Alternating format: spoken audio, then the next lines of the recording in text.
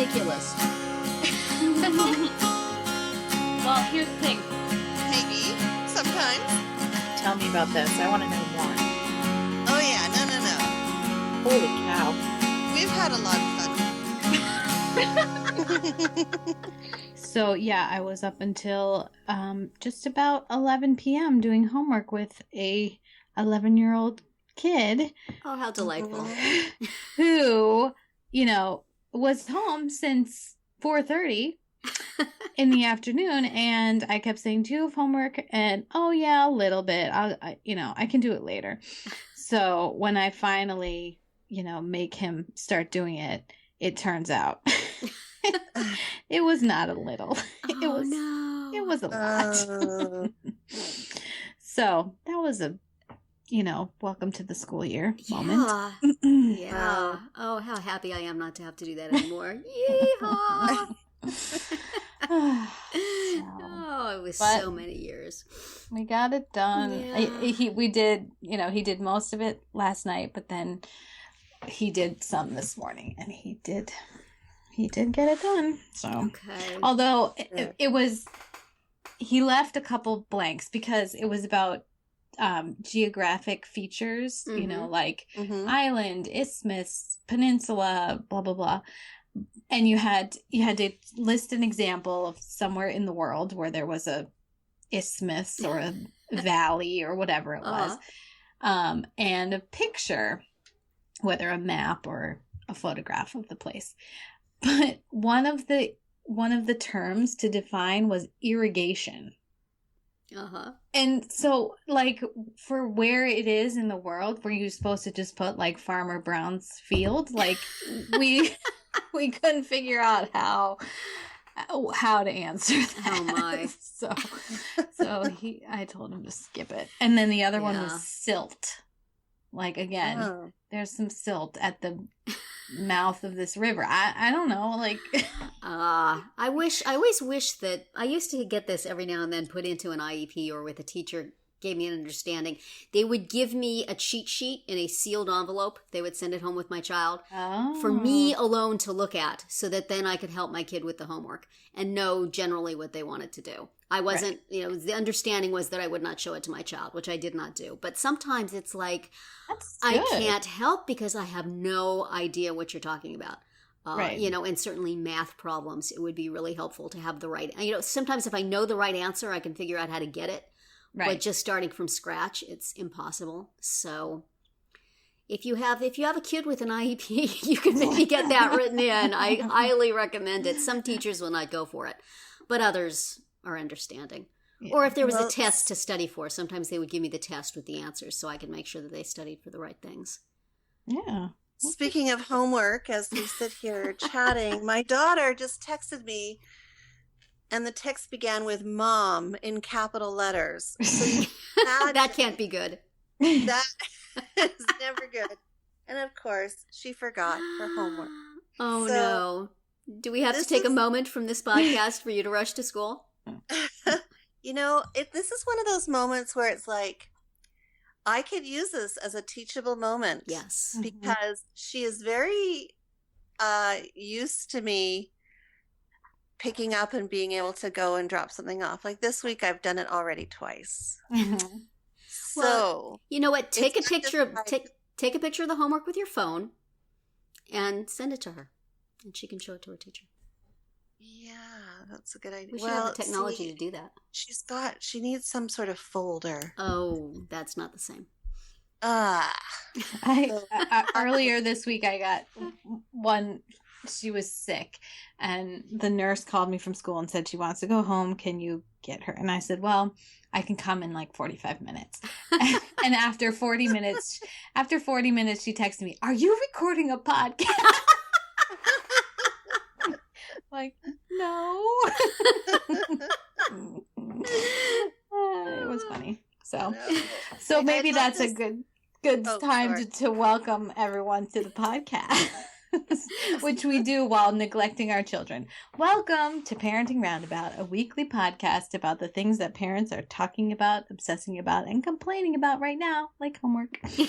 I am Catherine Haleko, and I'm hoping that since there's no school tomorrow, there will be no homework crises. Yay.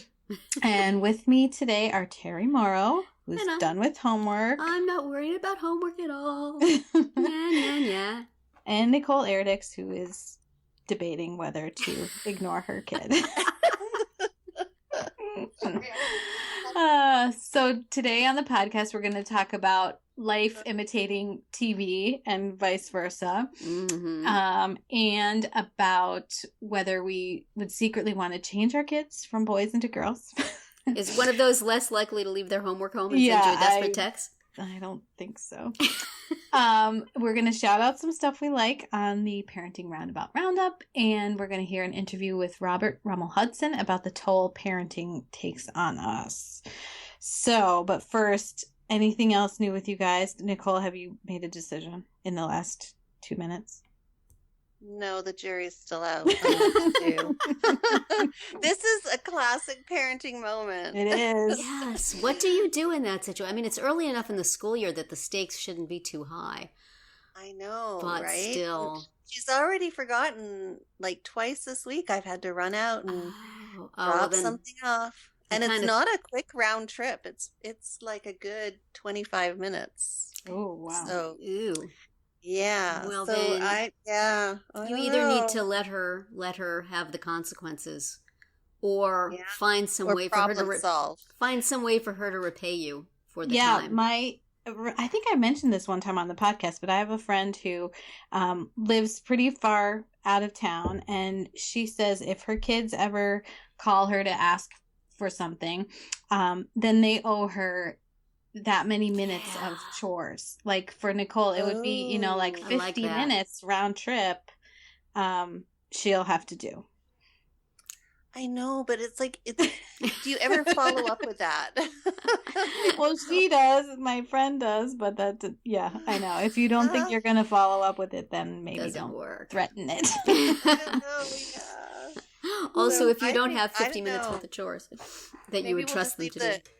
We'll leave the listeners hanging for the duration of the podcast, and we'll let them know after the podcast what I've decided to do. Every time we throw the topic to you, we will wonder, is Nicole still there? Or has she left? Or has she bolted? This will be our twist for this episode. Woohoo. Gotcha. Yeah. And speaking of twists, a big hit of this new fall TV season has been the NBC drama This Is Us, which started out for most of us as a trailer that got like 8 million views on YouTube, and then it has recently debuted as a pilot with a huge twist at the end, which actually was protected really, really well until my daughter told me a little bit of it, and then I went and Googled to find out more about the tiny twist she told me about, and I found out about the big twist. So I was spoiled, and yet my life went on, I was still able to enjoy this piece of entertainment. I had been led to believe that once you're spoiled, you might as well just never watch TV again, and yet I was able to be entertained by it. And I've also watched the second episode, and I guess I will recommend it conditionally at this point. Catherine and I talked about it on round 2, and we'll give the link for people who actually want a review of it. I will try not to spoil too much of it in our discussion here today, except that the second episode has already aired, so what the heck is keeping you? At a certain point, spoilers no longer count. But I will just say that after 2 episodes, it appears that a major theme for the show is going to be the way that things that happen to us in childhood form us into the adults we become. That is pretty profound, and of course it immediately got me thinking, hey, would my childhood make a good TV show? Would flashbacks to my childhood be entertaining? Would they be meaningful to my current life today? So on that shallow note, I thought I would ask you guys today, would your childhood make a good TV show? Would it be a sitcom or a touching drama? Would it need huge twists to make people tune in? I'm thinking back on my childhood, and I think I have the makings of a pretty good sitcom. My parents were about 20 years apart in age. They were both married to other people when they met. I had a sister who was 18 years older than me, who had a variety of boyfriends, and I resented her every time she came home. So, that's a good part of every sitcom. Sibling rivalry across 18 years and occasional visits home. So I, little suburban lifestyle there, and I could see it. California. I could pitch it in California, where It does actually rain occasionally. But, you know, I had a pretty good childhood, but there were some, you know, being extremely short all through my life, that could be a good sitcom basis. And certainly I feel there are things that happened to me because of that formed the personality I have now, for mostly worse. And but sometimes better. So what about you, Catherine? Could you pitch a show based on your childhood? And what sort of show would it be? Yeah, I think we could probably do the sitcom also, because we had sort of a paler version of like a Mr. Mom / you know, who's the boss situation going on. Because my mom worked outside the home, which, you know, was fairly unusual. Yeah. At least in our community at that time. And my dad he worked also. But we always had a housekeeper / babysitter of some sort. The nanny. Yeah, we never had a manny. We always had women, and they were usually graduate students of my parents, because my parents worked at a university. So we had like we had everything from the French au pair to the married mom with a little kid who would bring the kid to, you know, your basic college student or grad student. So we had the whole, you know, I think there could be a whole, you could have quite a cast of characters. Yeah. That way, probably. Would both of ours need to be period sitcoms? I think mine would have to pretty much belong to the 70s, but yours too, maybe. Yeah, probably to make it work. Yeah. How about you, Nicole? We've talked before about the Canada content you need to produce. You're coming to America miniseries on PBS, notwithstanding. What would your childhood TV show look like? Drama, comedy, dramedy? I think it would be more of like a documentary on survival skills in the North.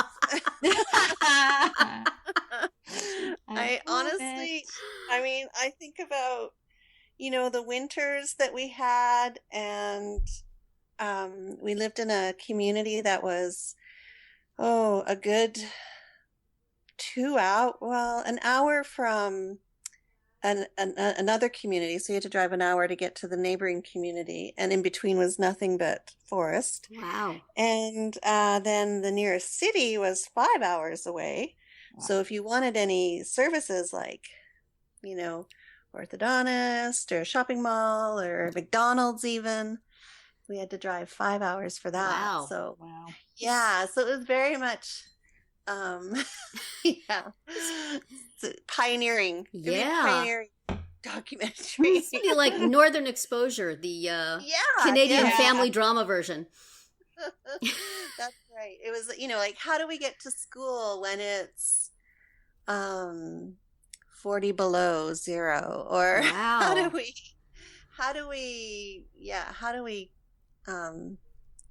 you know, get groceries when the snowplows haven't plowed the road yet?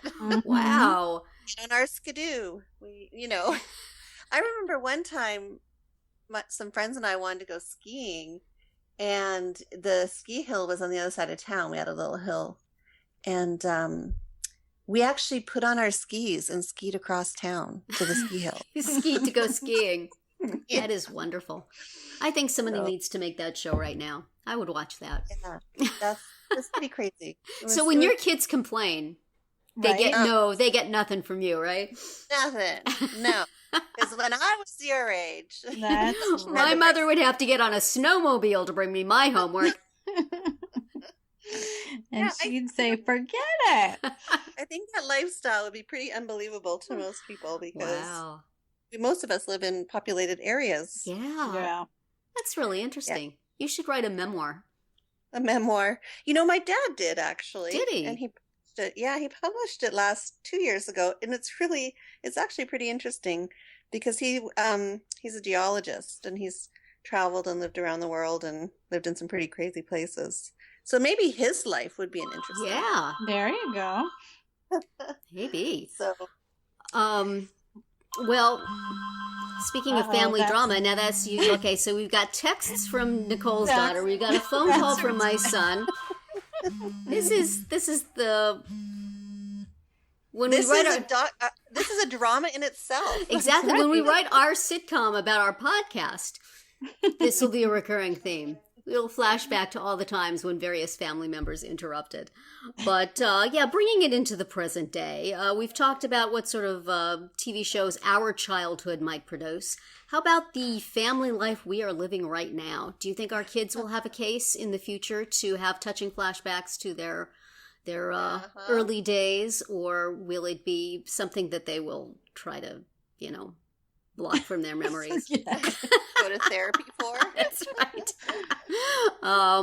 In my case, I think I don't believe I have seen a touching family drama about international special needs adoption. That seems like there's room for that. Of course, if it was done from my children's point of view, it would then be second guessing every decision I've made in the last, let's see, 22 years. So maybe not. It was from my point of view, though. It would be a heroic mother fighting for her children. That's right. It'd be all about that heroic mother. If it's going to be one of these multiple point of view things, I might be in trouble. Well, Catherine, you would have the drama about the ice skating life, right? Right. It would just be dance moms, but at the ice rink. Because I'm not only at the ice rink for figure skating, I'm also there for hockey. So it would be all about rink rat life, I guess. Ice mom. Definitely.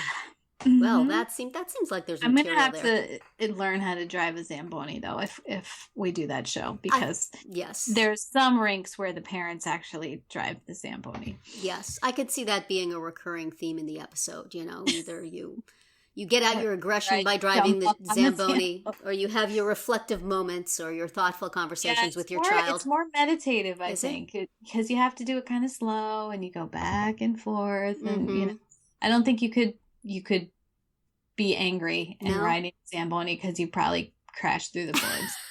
And that would be bad. That would be bad. All the other parents would be very angry. They would.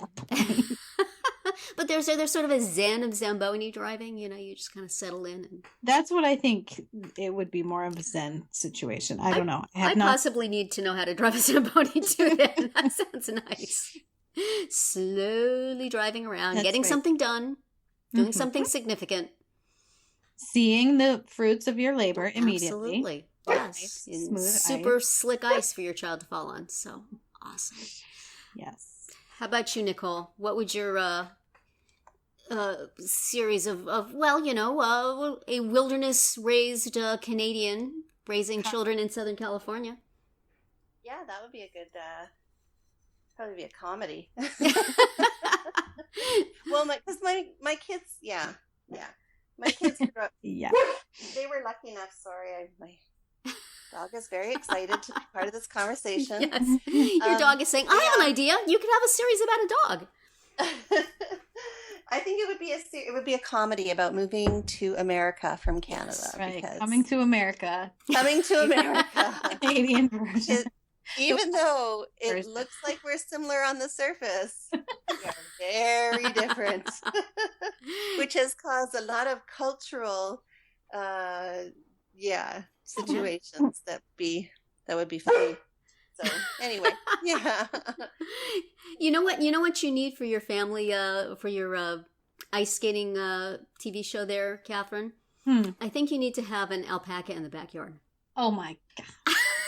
I think that would just give that little or Nicole for her she could have a moose in the backyard. That would be good. Oh yeah. Let's try. I would much rather have that than tarantulas and scorpions, let me tell you. Well, yes. That would be, Do alpacas eat tarantulas and scorpions? Could be another upside. Well, continuing in our TV theme here for another few minutes, just because we're going to milk this as hard as we can. Major theme in this TV season appears to be time travel, whether it's via flashback, communication through time, or actually physically moving around through time and mucking things up. Going back in time to give your kid their homework when they leave the house. That would be a good skill.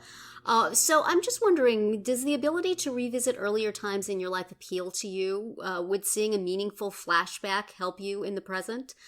We talked this week a little bit about whether we would like to reverse one decision a day. Is there a big turning point in your past you would like to go back and tweak and let the space-time continuum fall where it may? I do not think I would have the guts to reverse everything because I would be afraid that I would get back and, terrible things would have happened.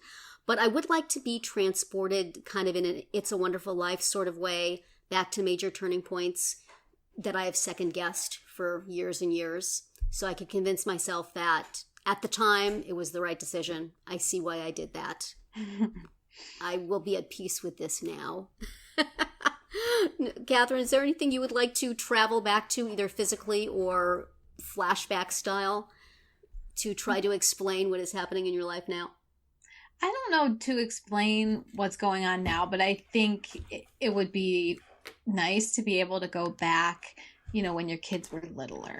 And see them again. And visit them when they're babies, or when they're funny little preschoolers, or when they have missing teeth or whatever, you can look at pictures, and even watch videos, but it's not the same. And it would be kind of sweet to be able to just go back and you feel just pop in and visit and then switch back to the Do you think it would make you appreciate those little kids more, or make you appreciate your current kids more? I think maybe it would make you appreciate how far they've come. Yeah. Right? That's true. Yeah. How about you, Nicole? Would you And that way you don't have to have another baby or another dog or another alpaca. You could just go visit. Every time you think you'd like to have another child, you could just go back in time and remind yourself what diapers were like. Oh, look at this cute little baby. And now when it starts screaming, I'll just switch back to my current.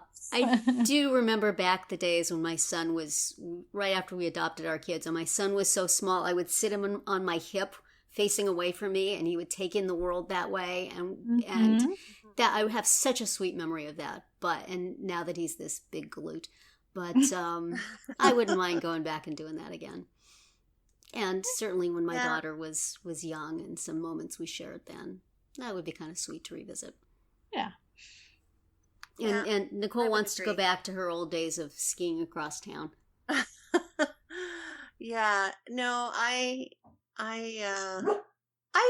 go back to, I miss Canada. I miss living in Canada. So I think I would probably flash back to moments that I had there. And, there were favorite places that I would love to revisit, and, people, and I just would like to do that. And then my kids, I think I would appreciate them a little bit more now. If I had, I think I would love to go back and just hold them for 5 more minutes, or not worry about the dishes in the sink, or videos and photos are great, but what I have found helpful, though, my husband used to do this, or he did it throughout my kids' childhood. He would record their voices. And I love hearing their voices when they, from when they were little, and how they spoke and some of the words they used. Nice. And so parents, if you've got young kids, record their voices, because you'll enjoy listening to it when they get older. That's a really good idea. And then when they get older, you can play it for them and embarrass them. Yeah. I never sounded like that.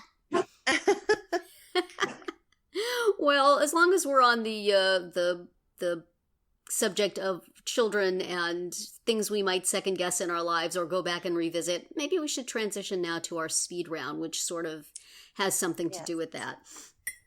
Yes. So for our special Friday speed round, Amanda joined us for our final Would You Rather question of the week. So here it is. So we each have a son and a daughter, except Amanda, who has 2 sons and 1 daughter. So now, not to wish away any of our children, but since we're playing Would You Rather and the questions have to be difficult, my question is, if you were forming a hypothetical family, would you rather have all boys, all girls, or a mix of the 2? Nicole, what would you do? Oh, you're starting off with me. I'm starting with you. Oh, wow. That is a difficult question. Girls are so much drama. I think having all boys would be so much easier, but at the same time, all boys, they always get into trouble with something. Something always happens. I'm going to go with a mix. It sounds pretty lame, but I don't think I could handle a concentrated, testosterone level. Yeah, exactly.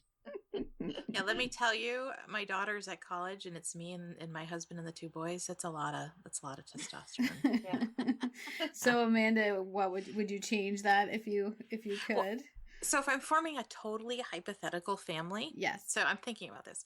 I would like to have girls when they're little, so I could dress them up and like play and do little, and then boys as they get to be teenagers, because girls as teenagers are such drama. So. That's my hypothetical family. Clever. Yeah. A way to sidestep good that way one. around the yeah, really.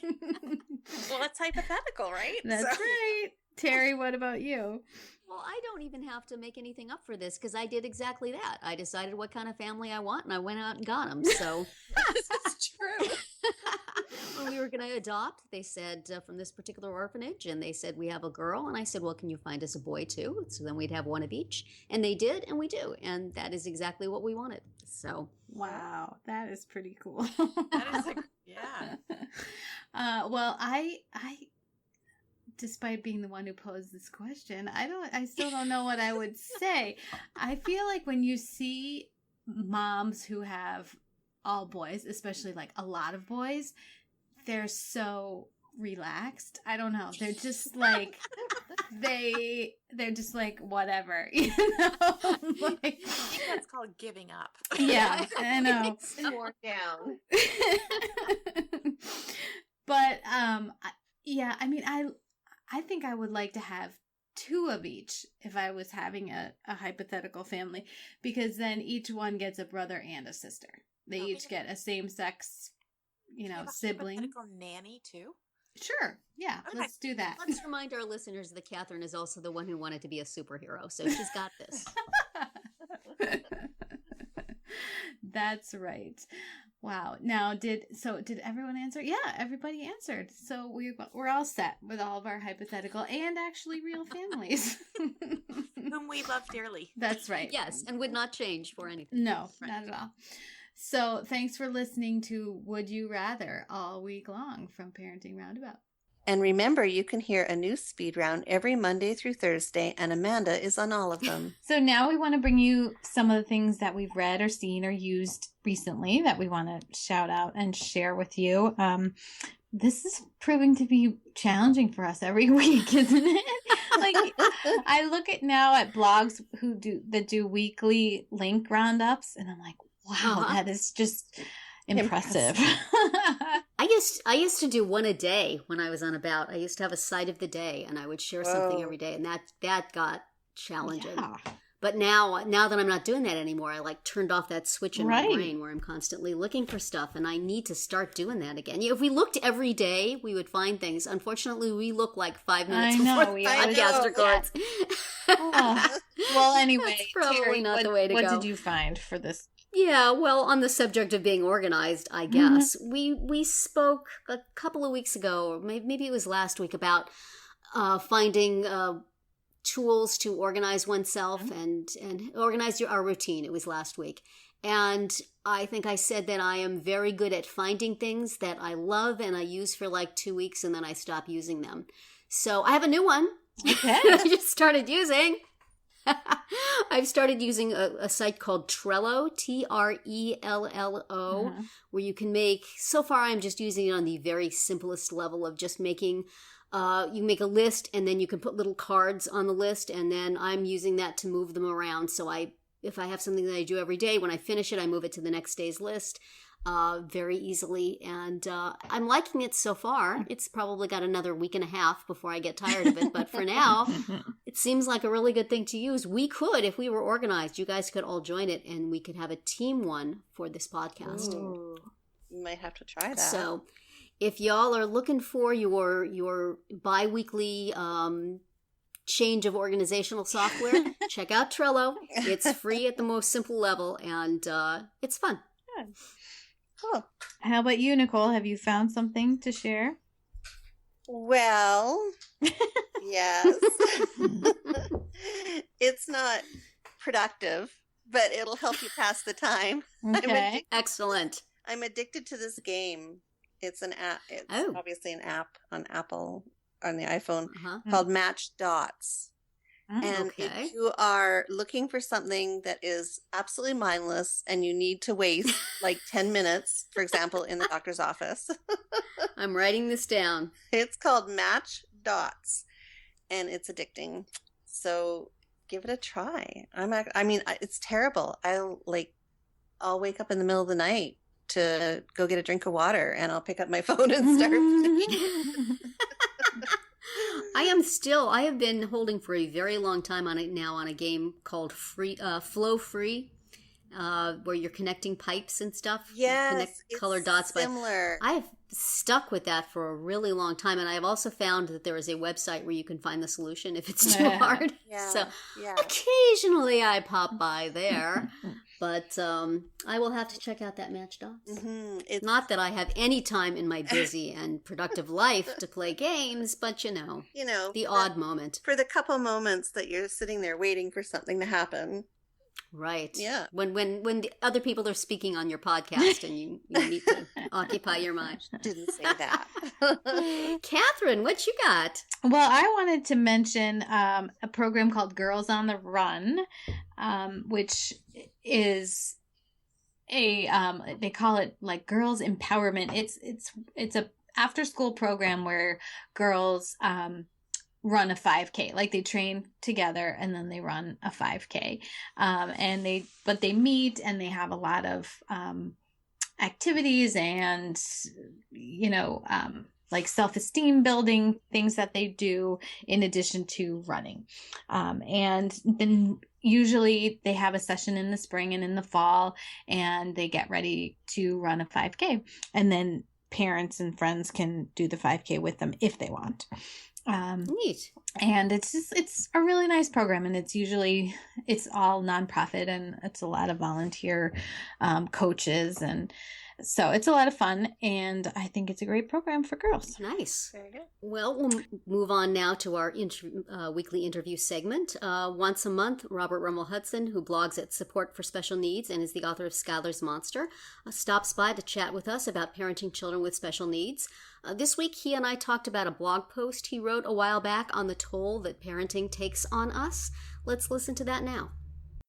So, Rob, a little while ago, you wrote a post on the toll that parenting children with special needs takes on parents, not so much the cliche, oh, my life is so awful, my child is so hard, boo-hoo, but really I felt like it was the toll of dealing with people who don't get it, dealing with educators and medical professionals and administrators, and just this constant sort of battle to get your child seen for who your child is and get yourself seen for who you are, and just running into this brick wall over and over and over again. Is that more or less what you had in mind when you were writing it? That's what I got out of it. Yeah, I mean, it's one thing to talk about the direct issues that our kids' conditions present, and those can be daunting. Yes. Skylar's disability is certainly not as medically threatening as some, and it presents in some kind of subtle ways. Some ways not so subtle, but in most ways, I mean, it's I can see for other people how that toll can be the toll of just the work that they do every day. Yeah. And I get that. The thing I wanted to talk about more was just the little bits and pieces that get taken away just through going through the world and doing the things that a parent does. It's very rarely is it the big thing.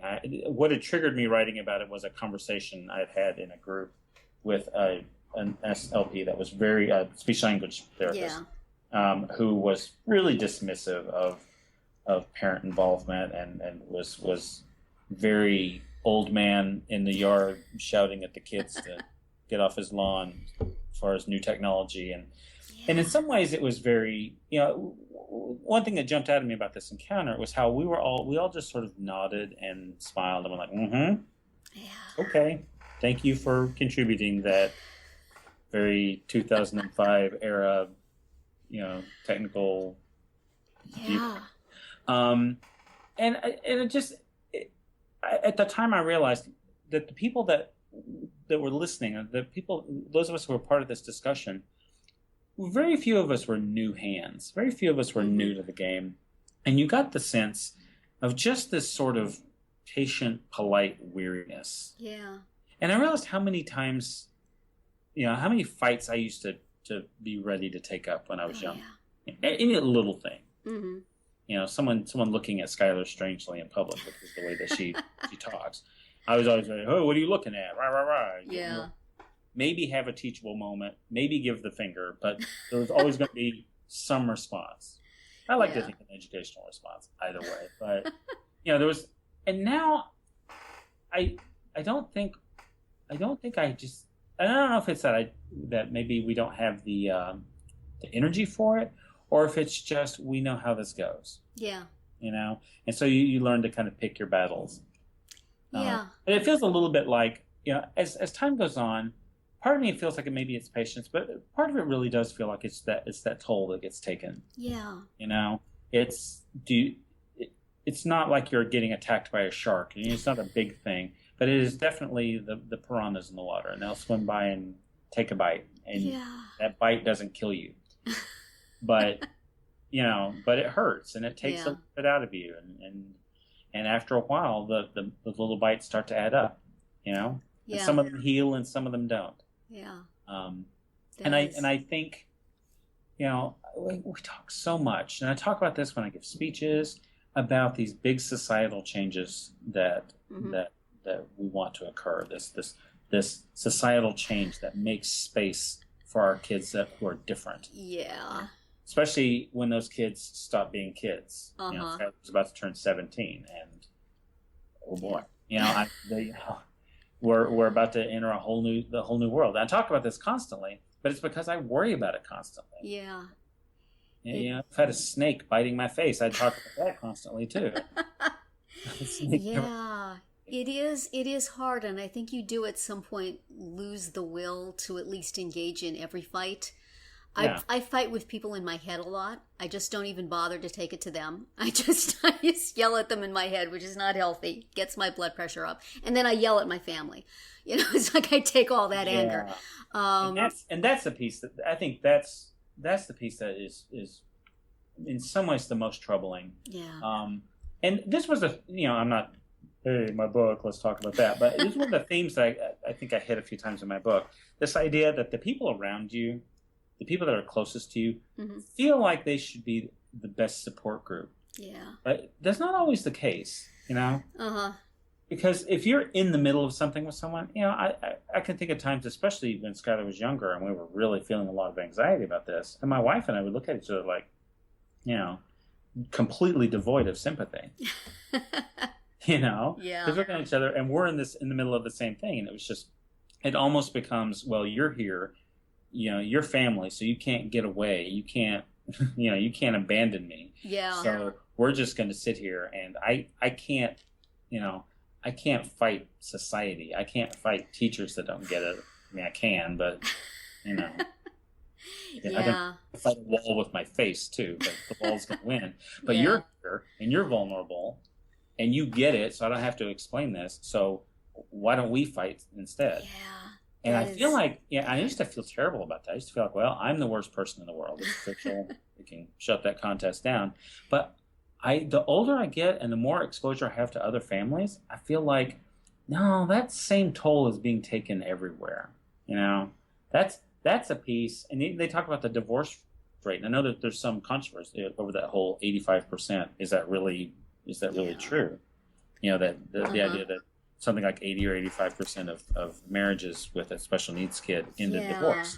And I don't think there are the numbers to back it up, but what I think is interesting is how many people who are in these situations are like, oh yeah, that's totally true. Because it feels true. Even if you're not divorced, even if you've managed to make it, it feels like, well, I know what that toll feels like, and I know that toll a lot of times it's a grenade that gets dropped right into your foxhole and blows up everyone inside. It's internal. Yeah. And the thing is, it feels a little strange to be talking about this because I don't actually have any answers or any observations other than just it kind of sucks. But maybe that's all it is. Maybe that's all we need. Maybe that's all anyone is really looking for. We'd love to have solutions. We'd love to have resources, and wouldn't that be nice? We'd love to go out in public and have people value our kids. But maybe the thing that we just maybe the least little bit that we actually need is just someone to look and say, "Wow, that's hard. Yes, sucks. I'm really sorry." And not to give us the Holland poem or an inspirational poster with a cat hanging there, kitty, or whatever. Maybe what we need is just the recognition of that toll. Yeah, I mean, I feel like there's been such tension between self-advocates and parents that if parents complain at all, that we're saying our children are terrible and our lives are terrible because of them, and there's not, I think, recognition of how hard it is to advocate for your child when you don't even really know what your child wants, when your options are awful, and when whatever you pick is likely to 10 years from now, you're going to look back and say, boy, did I make the wrong decision, no matter what you did, because there's no right decision. Maybe your school district doesn't have the thing that you would want, and it's just not you can't take the magic wand to make it happen. You have to pick from all the bad possibilities, and then at some point you just feel like, do I want to keep fighting this? And maybe you let some things go and all of that. It's, I wouldn't do anything, I wouldn't make my family any different than it is, but I wish that experience was easier, not because of the kids, but just because you go into this without knowing what to do, and you get it from all sides. Yeah. Criticism. And I my kids are young adults now, and I look back at the time when they were in school, and then at least I knew what the problems were. I knew who the enemies were. Things were very direct. You sit with that speech language pathologist and you know where you stand. You know exactly what kind of gatekeeper that person is. Right. Now it's much more subtle. Nobody's going to say, hey, you're fired because we don't think you can do this job because you have a disability. There's always another reason, and it's always subtext, and you always think, is it that way? Should I be fighting this? What can I do to make this better? And it's gotten so, and also when your kid is an adult, you have less of a role. I can't go into the college professor and say, hey, here's his IEP. This is what we need to do. You have to stand back. And that takes a toll too. Fighting takes a toll, and standing back and worrying takes a toll. Yeah. That's the stage I'm in now. And I just, every day, do I do something? Do I not do something? If I don't do something, what's going to happen? If I do something, is it going to make it worse? I wish I wish the way was clear cut. I mean, I guess all parents feel that at some point, but I think in our case, we feel it more strongly because maybe our kids aren't able to tell us as easily what we should do or not do. I mean, I remember when I was a kid, I was really firm about what I wanted my mom to do and not do, and what I wanted for myself, and I could go get it. It's not that clear cut. No, it's really not. And the thing is, most of the time, I don't think Skylar knows either. Yeah. I think even if she were able to more clearly articulate what she wants, I don't think she actually knows. Yeah. And I think that causes a lot of issues for her. I mean, I wrote about the toll that this takes on families. I would never even suggest that the toll is any more, extreme than the toll it takes on Skylar herself. Oh, sure.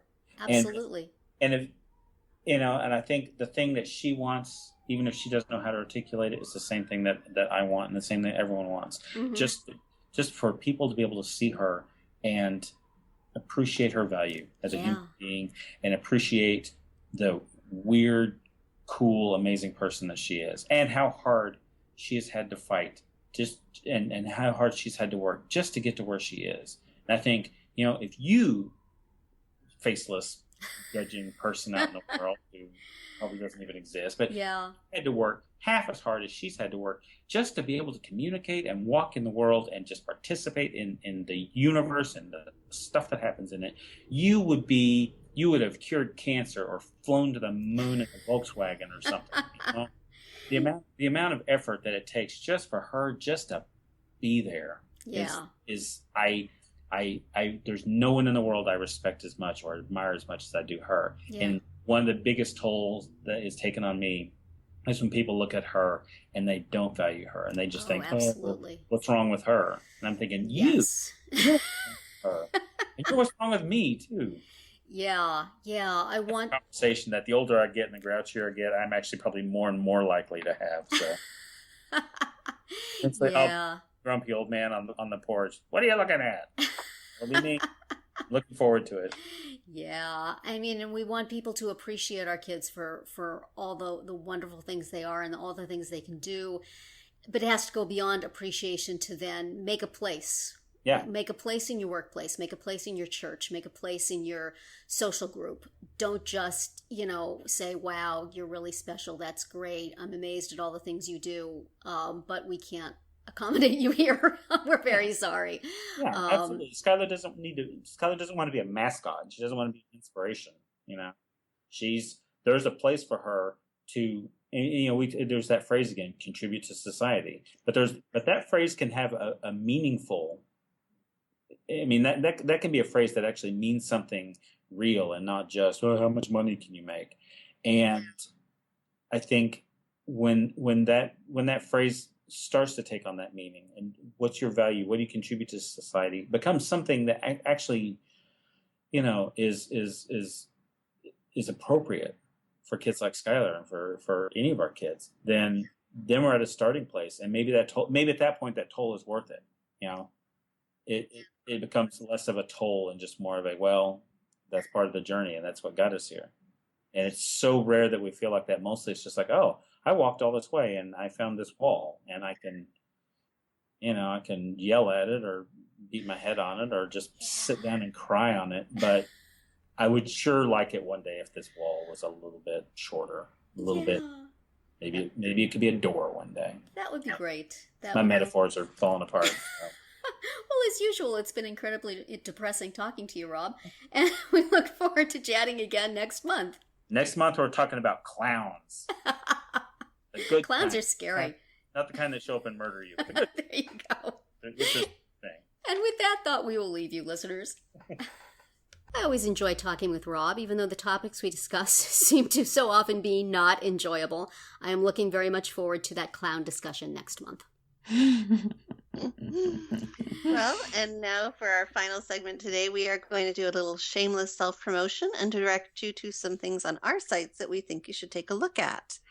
Terri, what have you got for us this week? Well, I just want to remind all our listeners that Parenting Roundabout has a channel on YouTube where you can listen to all our podcasts while looking at a lovely image of our logo, and also find various playlists that we have put together. So if you like to spend a lot of time on YouTube, as apparently my daughter does, you can interface with our wonderful podcast right there where you are. So I'll have a link to that on the show notes for this episode. Excellent. Thank you. Catherine, how about you? I, over on Very Well, put together a page that's called An Overview of Family Fitness for a real thrilling title. But it's, when people ask, what do you mean family fitness? This is the answer. Yeah. It's got everything. It's the definitive. So we'll have a link to that and you can check it out and see what it is I'm talking about. Very good. I remember when I started doing the special needs site, somebody said, you need to do an article on what special needs means. And I'm like, are you kidding me? Everybody knows what that means. That's just silly. But I wrote it anyway in kind of a huff, and it was like always the top page view getter. Right. Yeah. So good idea, as it turns out. Right. Nicole, what do you have? And I've got a webinar up on my site that I did this past weekend with my good teaching friend in life, Gail Hernandez. Nice. And we talked about including students with disabilities in the early years of school. So kindergarten, grade 1, and what that looks like. Nice. So she did a great And the dog is very excited about it. The dog thought it was a really good webinar. Note to self, do not do podcasts on Thursday. Record podcasts on Thursday mornings. All right. Well, that's going to be it for this week's episode of Parenting Roundabout. We hope you enjoyed it as much as Nicole's dog did, and that you'll join us every week. You can listen to podcast episodes on parentingroundabout.com or download it from iTunes. Or as Terri mentioned, you can also find it on YouTube.